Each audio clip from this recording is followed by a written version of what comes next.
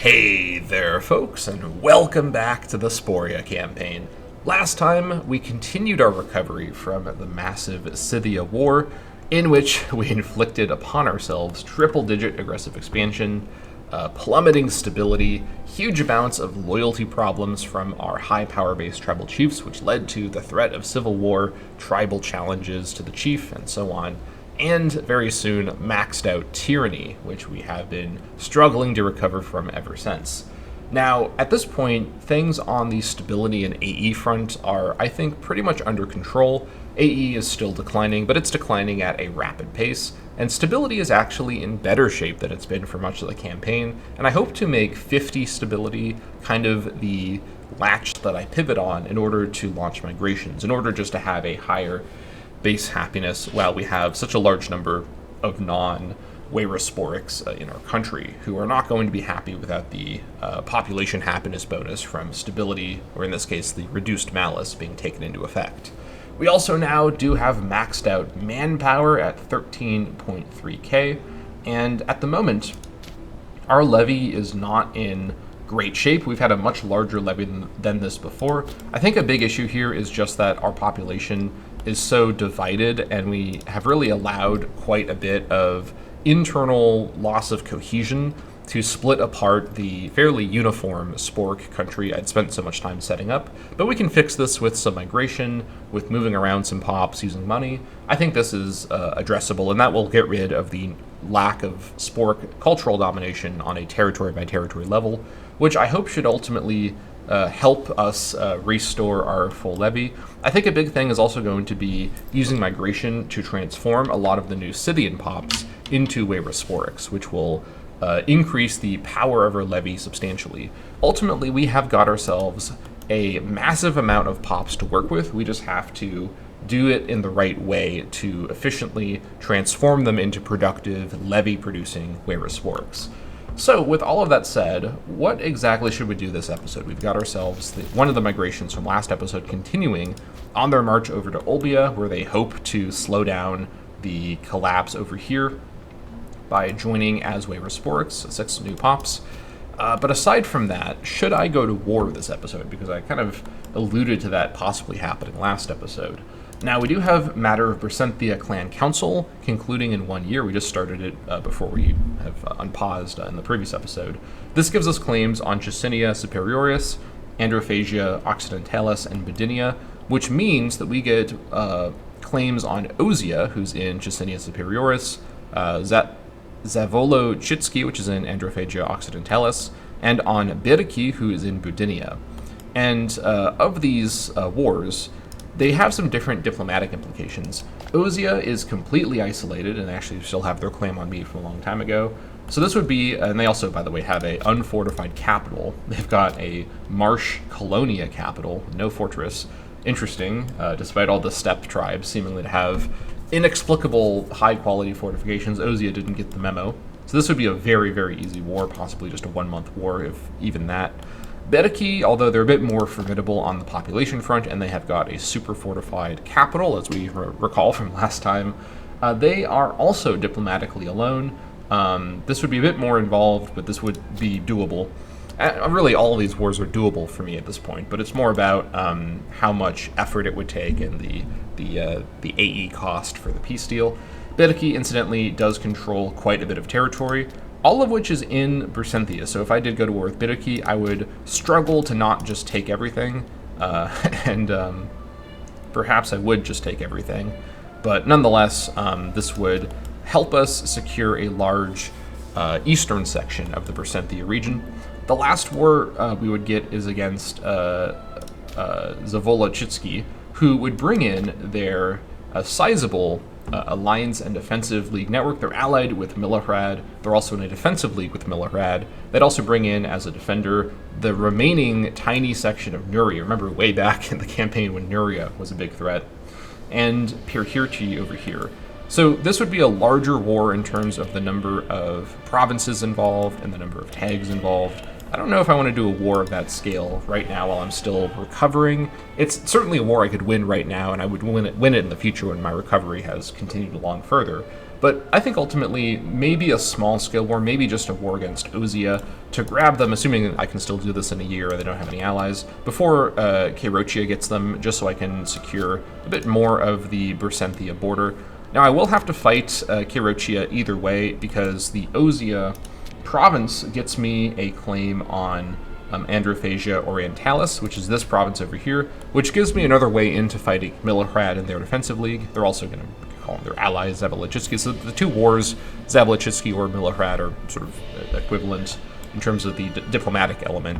But this would also give me a claim on Keirochia, who has this bizarrely one territory in the province.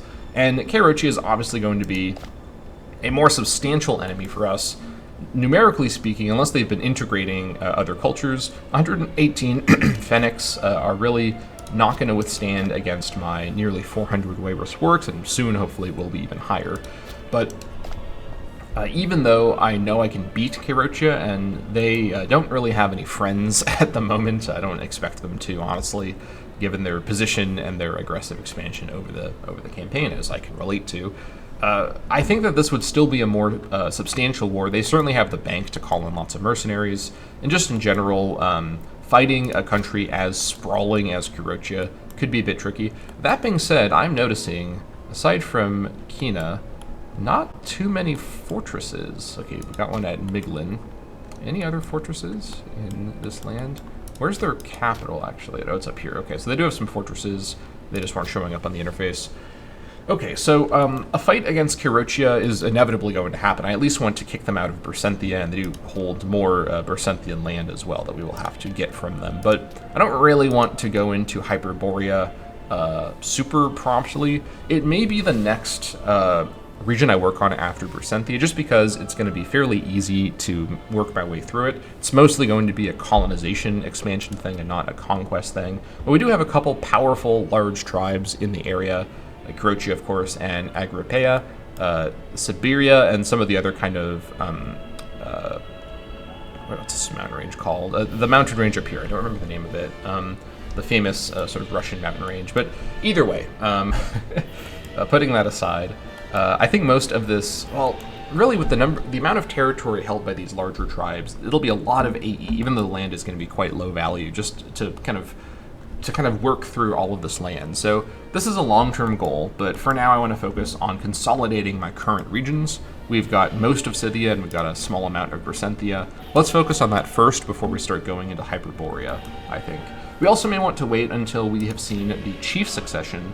Scrigurtus is currently healthy at 67, and I anticipate having him, and also I should keep an eye on his next time that this concludes. I anticipate having Scrigurtus for probably another 10 years or so. It can be very unpredictable at this age when their health starts to turn. His current heir, Minoris, is in very poor health and probably isn't making it through this episode. After him, who comes next? We then get Skirtautus, who would be a great heir with that 11 charisma, but that's really his main strength. I guess 9 finesse is also pretty good. I would be happy with this as a follow-up. After that, again, Waldus is next in line, and then Menelgus is after that, although Menelgus is in very, very poor health. I think he's going to die soon as well. The death of some of these tribal chiefs will also give me an economic boost, because many of them are drawing these absurd high wages because of their super high corruption. I've just not really had the loyalty room to do anything about that recently. So I think overall, we're looking to be in pretty good shape. I think in this episode, I want to first focus on concluding this migration and launching some new migrations in my core to start cleaning things up in the core. Now, I should also quickly take a look and see how much trouble I'm in my country. So over in my current Bersenthia region, things are pretty grim. Let's see here. Pripyat has the most issues, yeah, because of the mine. Right, I set that up last time. I don't think I can do too much about this. This is slowing it down enough, and with my and you can see, by the way, why I'm trying to get higher stability now, because with my extremely high tyranny, I can only hope to reduce the amount of disloyalty produced by the territories, which comes ultimately from pop happiness, which is affected in a huge way by stability. So having a higher base stability that I maintain is my way to prevent a gradual breakdown of my country with such high tyranny. So it's kind of not up for it's not really up for debate whether I can do this or not. I kind of have to do this, and I may have to do more of it as well. I may even have positive stability in this campaign. Wild stuff. So Nuria Merendenalis, I think, can hold at this amount. The current amount of corruption here isn't really great. He's ailing. He has an infection. Okay. Let's see here. I could make him seek treatment, and I think I probably should do that. He may seek it on his own. He may also shake the infection anyways. 200 gold for this feels a little much.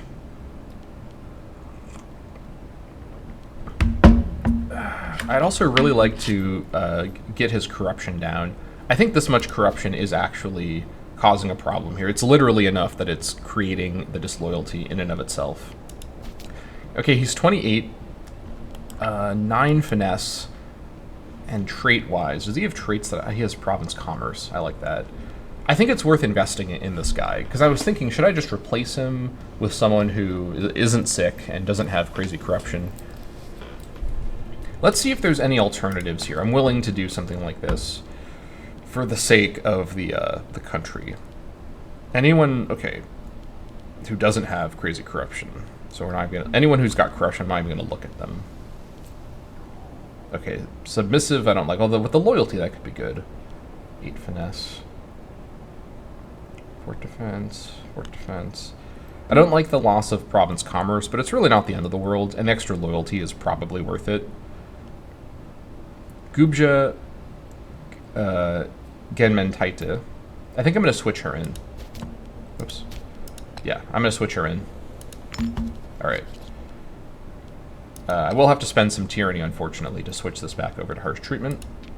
But that has stabilized Nuria Merendenalis. Look at that. Statesmanship. That's what we do in this campaign on occasion.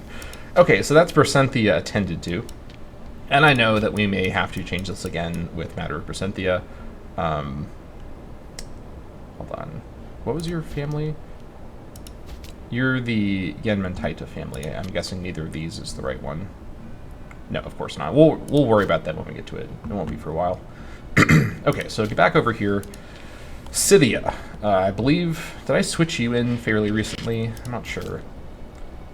Maybe I should switch you out. Okay, so in this situation, because of just how many territories there are, I'm scared of whoever I bring in not putting harsh treatment everywhere. So I think it's probably more cost-effective to keep her. Let's see here. Freeman happiness locally is good. That's pretty much it. This is probably a sanction situation. I'd like to sanction her, but then also lose free hands. I'm not sure if that can be done.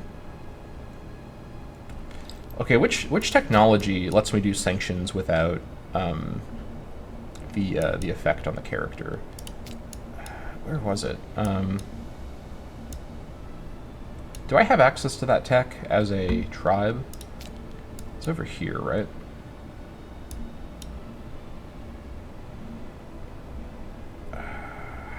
I think it was around here somewhere. So, selective immunity, yeah. This is huge, but it's also far away. Yeah. If only I had research in my country. I do not. Alright, you, I think I'm going... I have to keep you, unfortunately. But I can clean things up here a little bit. Right, we're gonna hit the tyranny cap again, but I think I need to get Scythia under control. This is not negotiable. Alright. Still loyal, that's what I care about. I could revoke and then bribe, but will that do enough? Revoking will lose me 15, and then it'll also remove the free hands bonus, which is 20. So this will take her to basically like 0. Bribing won't be enough. Yeah, unfortunately, I have to keep her on free hands for now. You know what? I think I'm going to actually, let's see. Yeah, this is such a huge deal. Until those chiefs die off, I'm not increasing this. It's just too much money loss. Although, you know what? I'm going to be honest. Money is the resource I need the least right now. I'm going to increase wages. Let's increase wages to slow down the corruption gain on my governors. I know my super corrupt tribal chiefs, like look at this insane corruption. These super corrupt tribal chiefs will, I could, he's going to die soon. We just have to bear it out. These super corrupt tribal chiefs are bankrupting the country, but ultimately I'm still in the green. And I'm focusing on my governors. The chiefs can sit in their palaces of gold and just drain my country of its money. But what I don't care about them. I care about the future of Sporia. I care about the governors. We need the governors to be under control, and this will slow things down by literally 50%. So this is super worth it. Okay, so with the loss of corruption, we now have some loyalty neutrality in Muradava. Where else are things? Okay, so Hispania is in rough shape. It is a split region, so that kind of makes sense. I may have to attend to this later. Zetha has a lot. What's the issue? Is this a mine location? No, it just has... oh, it has a citizen, that's why. How's the demotion coming along? No demotion? That's not what I like to see. Okay, have to come back to that. Okay, so aside from that, and this is probably sustainable, especially with the corruption gone. This is fine. This is not fine. Yeah, it's because of the noble here. I may want to move some of these pops around, potentially. I think it's mainly just the noble, who's not going to demote. Are they? Maybe after, you know what? I think after unpausing and maybe a tick, some of the demotion may happen. Okay, come back to that. Olbia we're dealing with right now with people coming in. Zargadava, these other places are fine. So I think Scythia can be generally, with a fine touch, kept from launching a massive rebellion, which is the most I can hope for, honestly. Okay, Vestulia. Amadocia is finally incredibly trending, at least neutral. We've managed to dodge that bullet. What's your corruption like? 17.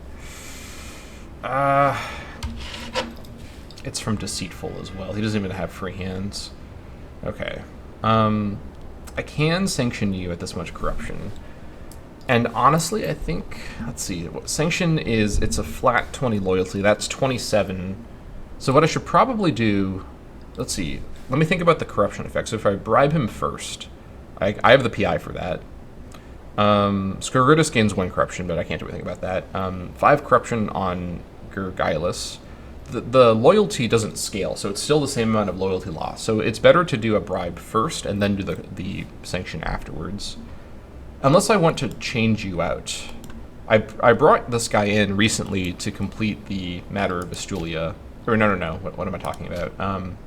I brought this guy in recently for some other reason. Why did I bring this guy in? Didn't I bring him in recently? It's been a little while since I played the last episode. I can't remember. I've been too focused on my working on hegemony. I mean, dumb and good-natured. Deceitful isn't great, but dumb and good-natured is good. Cruel is not terrible. I think this guy's fine. I don't think there's any reason to switch him out, unless he's causing tons of problems. I think he's fine. 2 good loyalty traits, 1 bad loyalty trait. That's all right. Yeah, I don't remember why I switched this guy in. Besetia, let's see. This should be on harsh treatment. There we go. That fixes it. Yeah, I don't want to switch this guy out. Whoever comes in is going to change all the policies and give me a headache. So let's just keep him in place. Let's do what we did before. This guy's got a bloodline? No, it just shows me the bloodline. Why did I even click on that? Oh man. Okay, let's go ahead and do my plan here. Bribe, sanction. There we go. That cleans up his corruption at the cost of a little bit of corruption and money loss for Scourgidus. That's fine. So this is actually staying neutral, which is great. So okay, so the increased wages is currently only slowing down Gubja's corruption gain. Okay. And I guess it will affect the corruption gain on my officers as well, so I shouldn't overlook that it's helping there too. Okay, so back over here. This is fine. Okay. And then we've got the territories controlled by, governed by Scourgidus, which are all on Bleed Them Dry. Obviously in Sporia we can do this. Oceoia is fine. Chicinia is not fine. I really want to keep things in the capital region. on Bleed Them Dry. I think what I'm going to do is I'm going to focus on doing internal migrations this episode in Venetia, so I can continue Bleed Them Dry. A lot of these places are not really declining too quickly. I think I can attend to this. Okay, I think overall our internal situation, while not in the best of shape, is not in dire shape either. I mean, this is not great, but we are working on this. I think doing a migration to address Rugia would be particularly helpful. I always forget where Rugia is. Here it is. Yeah, this is... Oh, it's on Bleed Them Dry, that's right, that's right. What's the issue up here? It's all Sporic, actually, so it's not about not having Sporic. What is the problem up here? I think it's the population. Oh yeah, there's a noble over here? I forgot about that. He's not demoting either, not very fast. Oh, he's leaving, though, to Vestuliana. Okay.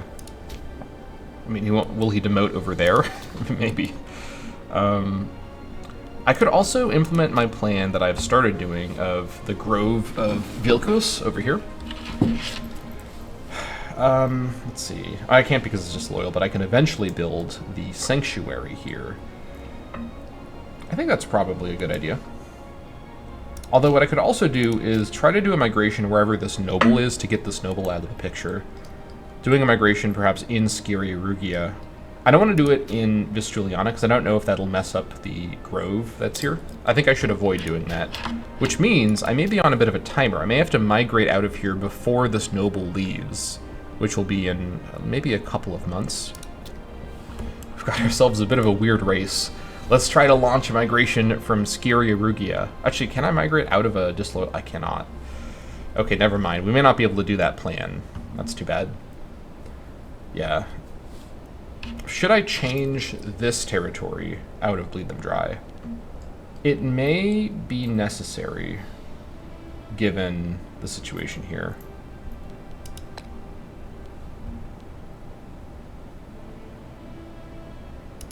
All right. That does stabilize things, which is good. Other than that, no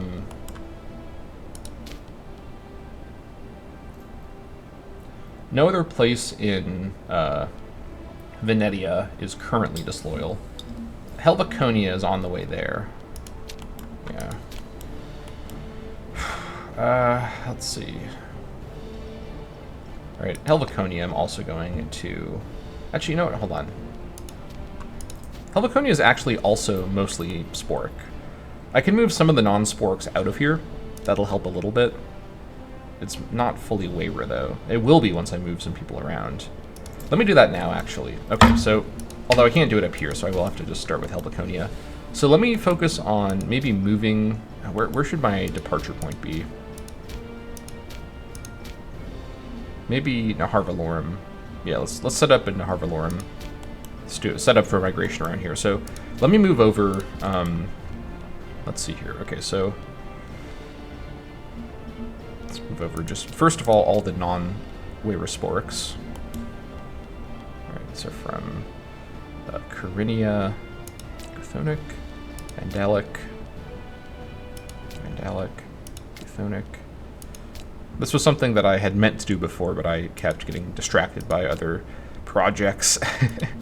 Okay, and now into Nahar Valorum. Let's move all of these guys. It's disloyal over here too, that's right. Okay, all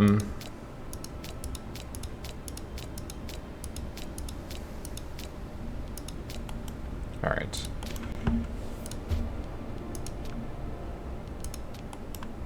This should update now. In fact, it has updated now. Okay, that should help a little bit.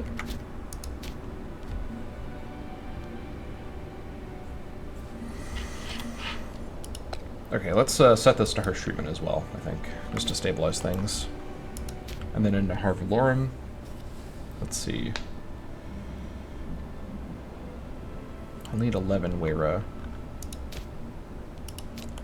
Okay, so this place here, I need to lose 2 of the... Hold on, wait. 4 and 3 is 7, 8, 9, 10. I need to lose 1 Tuistic. Let's lose the the slave. Okay. Then into here, let me move over. Let's see here. Some Wayra Sporks.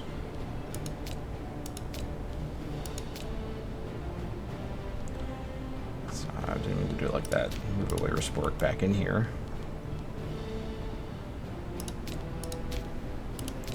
Haliconia.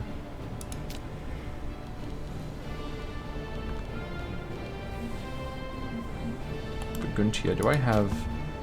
I do have, oh, that's a barracks here? What, did I miss this before? Get out of here.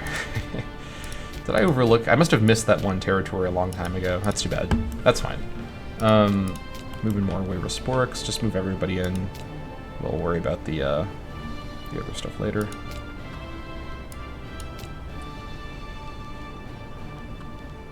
Let's see here. I can repopulate with the Wayra Sporks I create. And I think we may be getting a bit low on people here. Any other Wayra Sporks I can find? Okay, yeah, there is. 1, 2. Okay, and then from Haliconia, 1, 2. There we go. Oh, wait, hold on.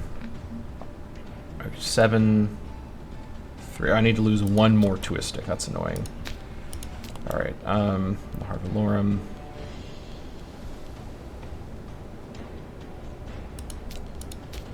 Wayra Spork. Can I bring in 1 more? Actually, at this point, I'd just be bringing in 1 more Wayra Pop, who I'd just turn into another Wayra Spork Pop, so there's no reason to do 1 more, bring in 1 more. Alright, let's do a migration into Harvalorum.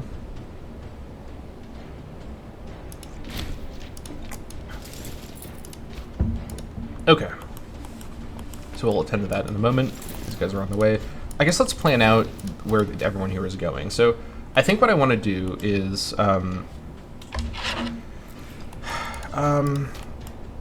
would bringing more people up here actually be super helpful? Probably not now. Over here, let's see.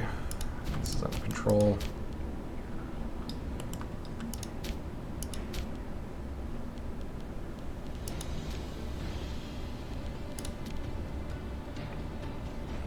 We do actually have a lot of Sporks in here already.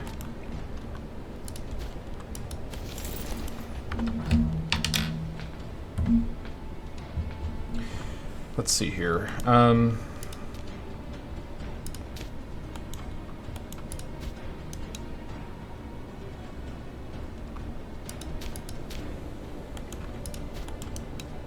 Sport culture is uniform up here. Let me just, let me resettle around here. So this is Sporic.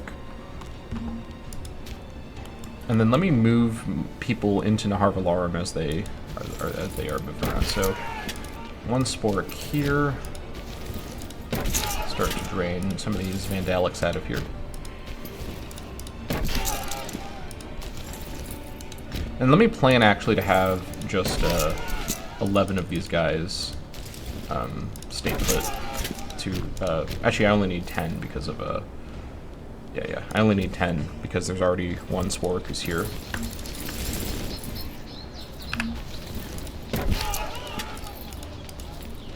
Okay. And then, let's see, so we need one over here. Which one is already going there? Alright, let's have these guys be going this direction just so I can keep track of them. Alright, 1 over here.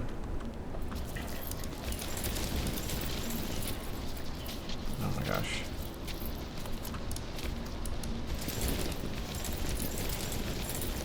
Oh yeah, they stopped moving, that's right. Okay, 1 over here.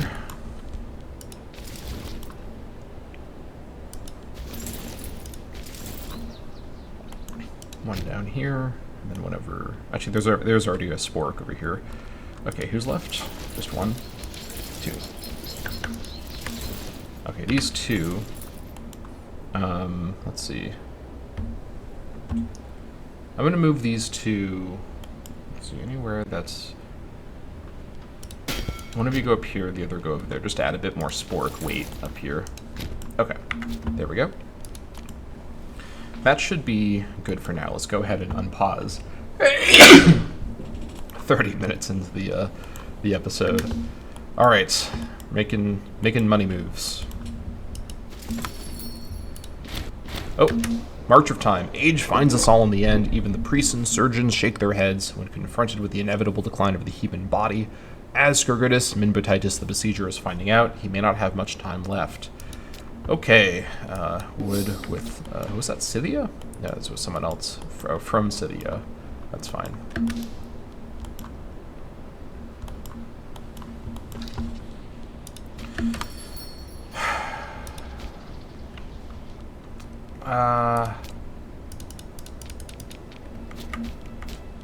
Hold on.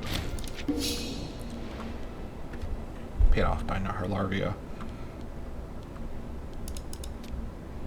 And this must be where all the German pops are coming from. I totally forgot about this. We've been getting barbarian invasions this whole time. That actually does kind of explain it. I was thinking, why do I have so many more German pops than I remember still having? And it's because of the barbs. Okay, so I do actually kind of want to react to this. Increase the pay. All right. I know that not everyone is really raised right now, but let me raise the... where are they going to raise at? Raise here? Oh, actually, that's fine. Just go and attack them, please. The horses will get killed moving ahead. You create a stack. Everybody else join in. Let him lead the way. This should be more than sufficient for this job. In you go. What kind of morale do we have here? Oh yeah, we're completely fine. They may add a pop to Lycia, but I can't do anything about that. Alright, you guys settle here.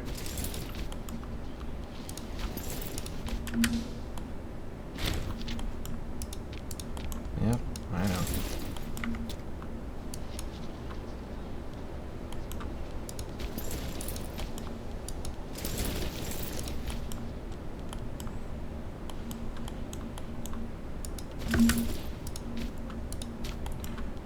Alright, it does help.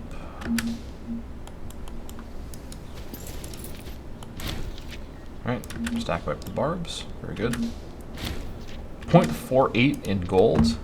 Treasures of immense magnitude. Thank you for that. Back down you go. 4 months just for that. Alright. I think that was the right call. Keep them out of my territories. Okay. Let's wait for the tick. Reevaluate things. Alright, that did help. Yeah, this is now stabilizing. Same with Helveconia a little bit. Okay, over here, let's get another migration going.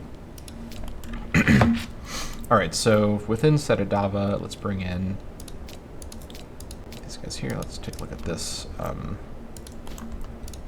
Okay, pops. Okay, so for Burgundia.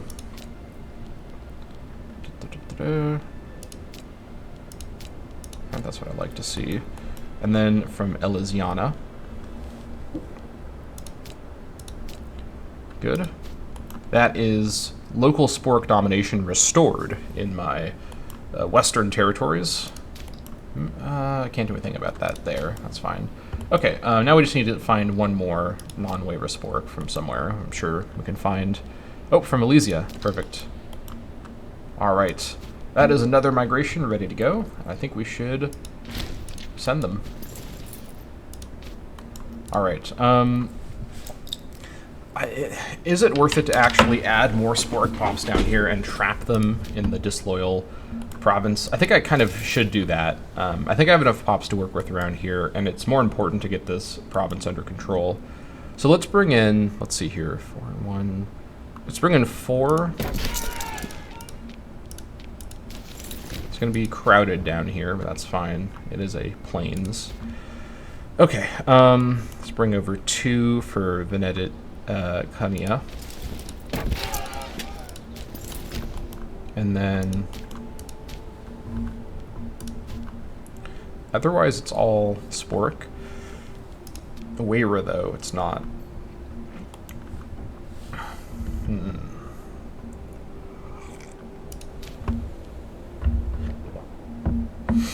territory not being Weira doesn't actually have an effect on the output, so I think we'll don't want to get that granular. Okay, and then over here, let's bring over 2 Sporix and 3 Sporix.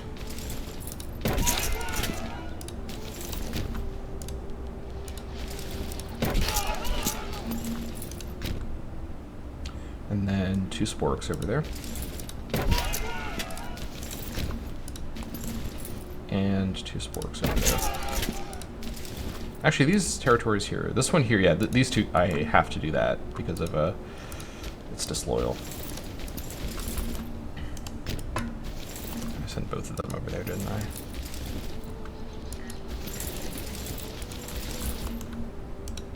There we go. And down here, yeah, this is still the disloyal province. I need to send 2 Sporix over there.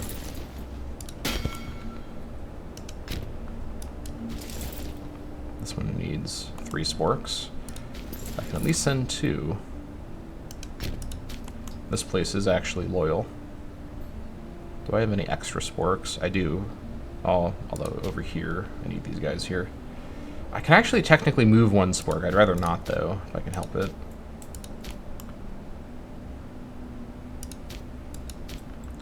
Alright, this will be fine for now.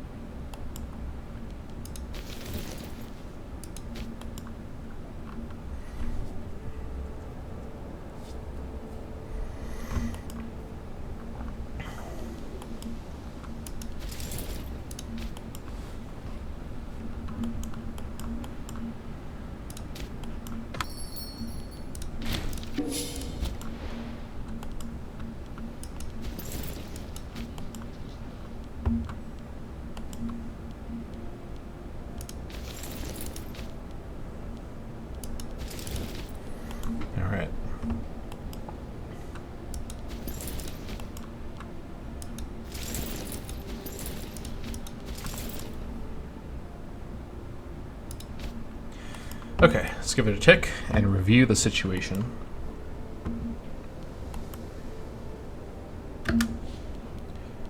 Okay, also, you are still doing stakeholders. Ailing, but not sick yet. Okay. Okay, we have cleaned up the culture domination issue in the West, at least. Okay. We still need some more Sporix to deal with this. I can probably just find some Sporix. Some spare Sporix somewhere. Surely. What do I need? I just need really 4 Sporix. Do I have 4 spare Sporix around here somewhere? Maybe. Yeah, not really. Actually, yeah, I do actually. Okay, let me bring over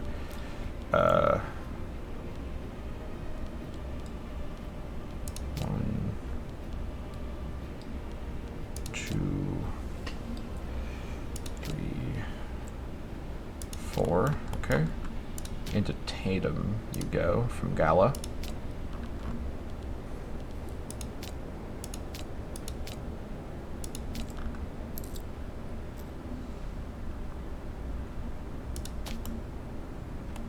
Okay. Okay. 2 into here from Tandem, I should say. And then also from Tandem. All right, there we go. Nice.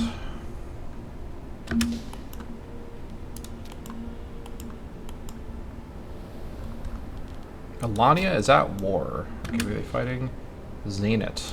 Interesting. I think Parthia. Ooh, Parthia borders Alania. Ooh. I think Parthia could actually go into conflict with Alania pretty soon. They have already seized a large section of the Seleucid land. Seleucid still control the Tigris-Euphrates area pretty handily, but maybe not for long.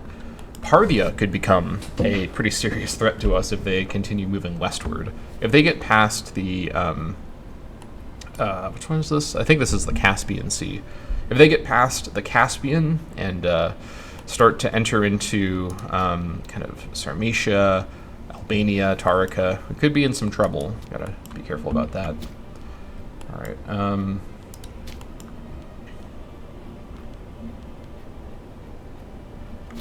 Okay, and then Armenia is also at war. These guys are fighting Scythia, Transmontum. Okay. Is this a rebellion? It kind of looks like a rebellion. Yeah, independence rebellion against Armenia. Okay.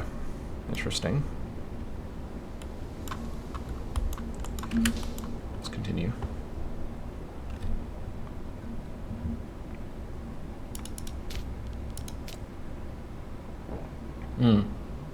This is a problem. This is running out April of next year. Well, I mean, that's a ways away. Let me save up my PI to prep for that. I want to get that going as soon as possible. Obviously to get my stability trend up. Okay. Let's recover a bit our stability, or recover our stability for a bit, I should say, before I do some more migrating. I think I've done what I can to stabilize Rugia. Helveconia is looking a bit better. Elysia is now trending up. Lugia still is not in the best of shape, but it's more or less stabilized. And over here, things are trending up. So I think I've done a good job so far this episode stabilizing my west, which was an area with a lot of new German pops added in. So I've cleaned that up. We now need to deal with the north, but things are not particularly unstable in the north. They're just not efficient.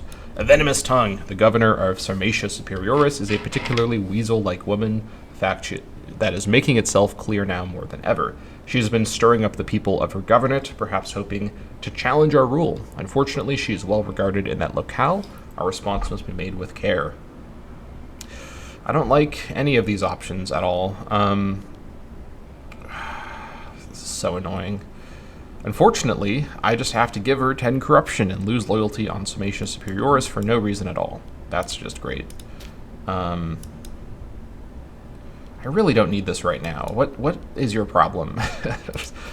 I hate this event because it's not based on anything. She's vengeful, secure, confident, and merciful.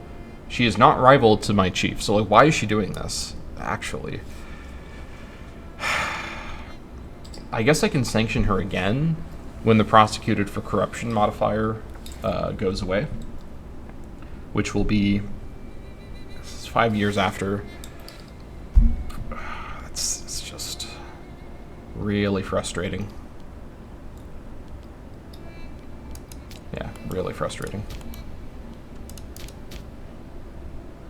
That's now disloyal as well.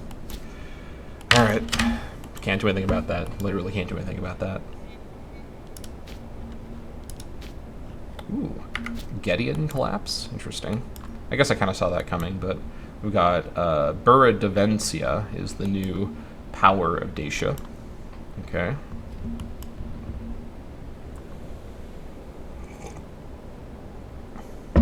With my higher stability, I'm also a bit more comfortable doing some law changes. And what would I want to do first, is the question. I think... do I need extra manpower? Not particularly. National tax would probably be more efficient. 10% is huge. That would be huge. I think that'd be more useful than tribes on output, ultimately. The local dynasty is definitely a staying. Okay. I think I'd probably want to get for the common good over property. I think that's probably the first one I'd change. Breakthrough. The talent of Min Mantis, Zhaotautitis, knows no bounds. In his role as researcher, he dictates that his capacity for further innovation has increased. We are sure to benefit. Excellent. Okay. What am I going towards? I'd like to actually get selective immunity, now that I think about it. I could get town criers, though, now. The 10% extra PI will be very useful, but I think getting to selective immunity is turning out to be pretty important. Let's see, it's 1, 2, 3, 4, 5. I should just get town criers, though I need town criers. Employing skilled orators and on our behalf will allow us to anonymously spread the truth about those wicked enough to act against our interests. That being said, I could grab this now, prior to my next wars. I don't know when I'm going to get another innovation like that. Being able to even get 2.50% reduced. Nah, let's not play around. I need town criers. I need the PI gain. No reason to do anything crazy here. It's going to add up a lot over time.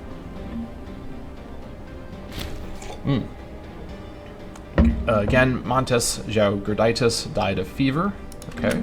This was this was the third in line for succession. Now, again, Waldus is third in line. Okay. How are you doing? Near death. This guy's dying soon. That'll clear out a lot of our wages, I think, when he dies. Let's see. What wage are you drawing? Yeah, 1.95 just by himself. Jeez. He's not the most corrupt chief, but he's definitely... Oh my gosh, 70 corruption on this guy. Holy moly. Jeez. 3 gold per month just by himself. What are you, a fortress? How much are fortresses costing me? This guy is worth 10 fortresses? Oh my god. Alright, wild. I guess I'm on low maintenance for fortresses, but still, that's a lot. Clan Council speaks, protect the weak of Bersenthia. There we go. I now have my claims, but do I want to use them? Okay, things are looking a bit better now on the Levy side, but they can still be improved. I don't really want to add to my AE right now. And maybe it's fine to do just a quick war to get some additional AE, just so I continue to lose it efficiently. And Ozia is still... Oh, you know what? Let's do a quick Ozia war. Why not? What could go wrong? Raise the levy. Raise all the way up here. No, of course not. Actually, just the 4K is sufficient. Alright, quick little Ozia war. Please don't get anybody else involved. Take Chicinia Superioris. Alright, little quick affair. Definitely nothing could go wrong. I'm just going to leave these guys down here, honestly. This should just be like 1 month. That should be it. Nothing to worry about. 14 Marshal, let's use them while we have them, I guess. Just a little quick situation. Alright, these guys will get deleted from the face of the earth momentarily. Yep, there was the aforementioned deletion. I could have waited for this. I feel kind of stupid about that. That's fine. That's fine. It's not the end of the world. It's just a little bit of money. Oh, oratory perk available. This guy's lived long enough to start working on his next tree. Okay. Ambassadors. 10 years of dip range plus 50%. That's really interesting. I think this might be a good time for this because I don't really plan to gain a lot of AE and offend people in my dip range for maybe the next 10 years. But I do want to maximize my profit, and I can reach more people for trading with this.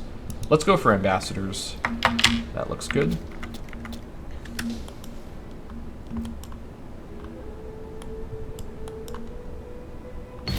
Oh, I guess I sacked it as well. Okay.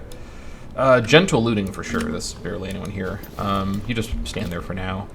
And then I think we're gonna keep it at that. Let's not go.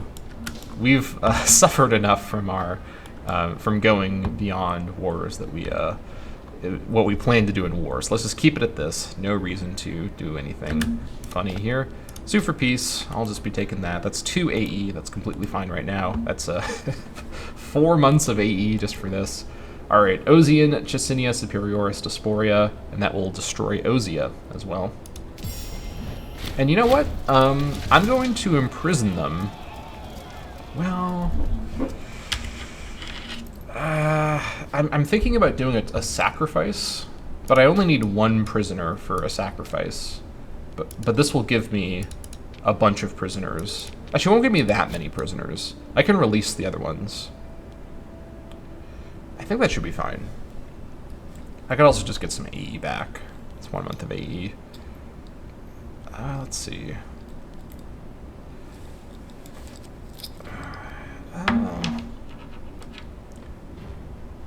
How much? I'm trying to remember what the sacrifice mechanic actually does. Is it stability? What does it do? I remember thinking, I think it's tribesman output. All right, let's do that.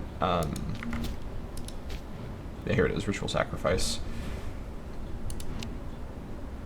I'm trying to remember. So you can either do it through the decision or through the character interaction. And I remember them; they have different effects. Let's test this out really quick.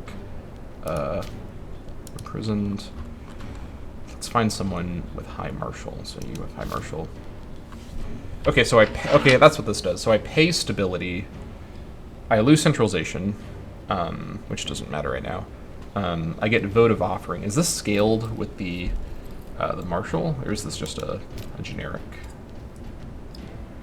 Seems to just be generic. Tribesman happiness is very, very important right now.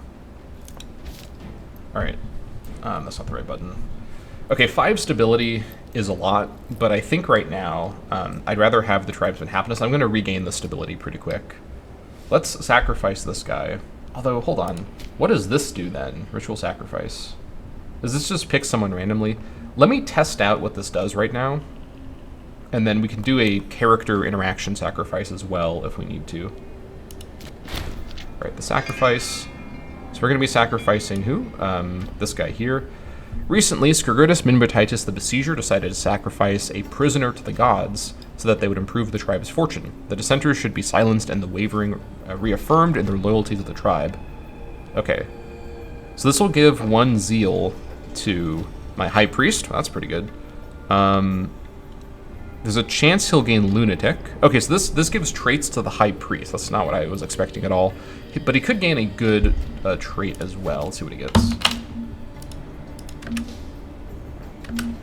He may not have gotten, I think he may have had Zealous. I'm not 100% sure, but this improved his zeal. Okay, that's good to know that that does that, so that's fine. I think I would also still like to do a sacrifice anyways from the character interaction. So the character interaction sacrifice is actually what gives us the votive offering. The decision sacrifice gives zeal and a zeal trait to the high priest. Good to know. All right. There we go. We get votive offering.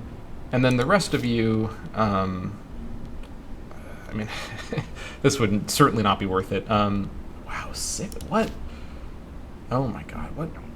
Is it from the, oh, my fort maintenance. Yeah, but also the wages. Jeez.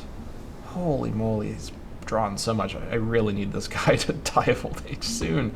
If I can sanction him, I would save so much money. We'll get back to that in a moment. Yeah, this will be really handy. All right, I think the rest of you can honestly just go free. I guess they'll stay here because their home country is gone. I hope they don't cause any trouble. Surely no trouble will happen from these guys. All right, very good. Levy can be lowered. Thanks for your service. All right, and then we can do a migration to fill in the rest of this later. For now, I want my stability to recover.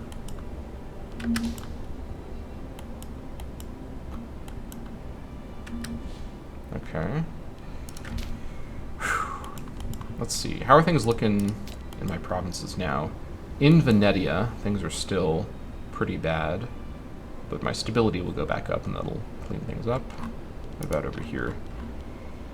Not great, but I think we're managing to keep this under control.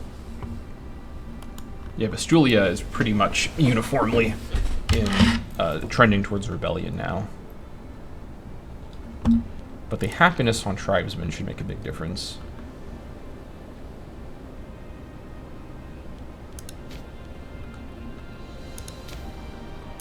Okay.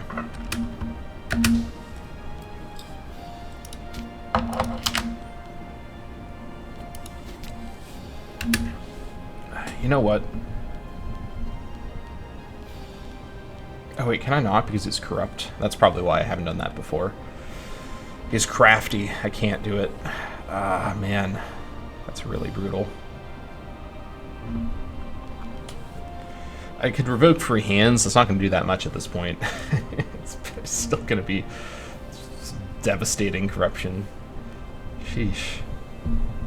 I guess it will start to lower it, but it's 69. I feel like he's got gout. He has all these issues. If he wasn't, if I got the espionage tech and he wasn't the heir, I could I know, I remember I read a YouTube comment that all of the chiefs count as heirs, which sort of makes sense for how the system works, so I can't do the espionage trick to get rid of him. That's too bad.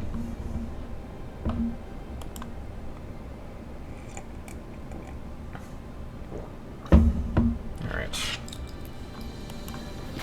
Feast in the name of the sacrifice. Oh, more events? Okay. The sacrifice was a success. Everyone celebrates, acknowledging that a time of growth and peace has come. The blood of the slain was a price the gods deemed worthy. No one has voiced concerns about the choice of the sacrifice, for they all knew it was for the best. Okay, so this could give Skurgurtus a trait, and Sporia gains successful sacrifice for 10 years. That's really good. Okay, this is nice to know that the decision leads to this event chain. What will you get? He got Daring. Why not? More Martial. I don't think he needs it, but okay, sure. That will help a lot, though, actually. All right, I think we save up our PI now for the incoming Divine Sacrifice, April of next year. Let's just continue along. Stakeholder influencing is also nearly done. I guess we may as well just do it again once it runs out.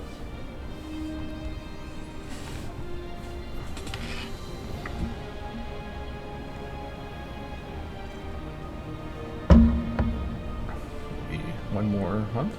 I don't know how this works exactly.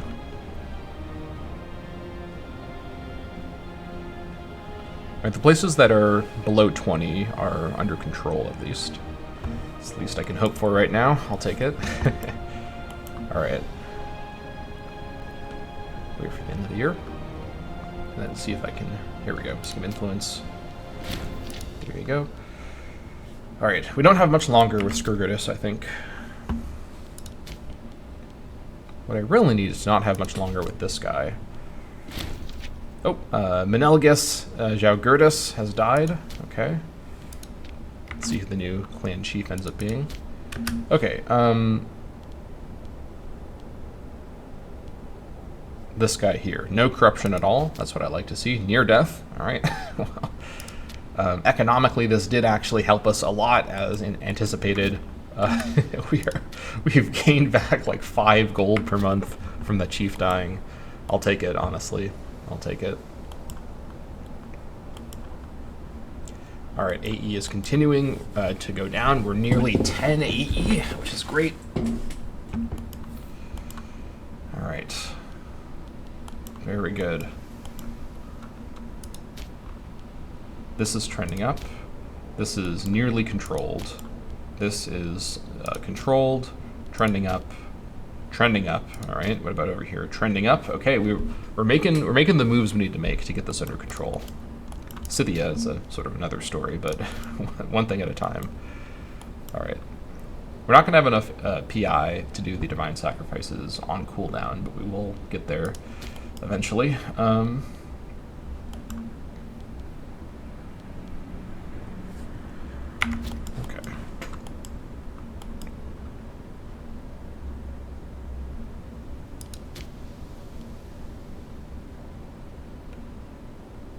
End of the month, we'll update.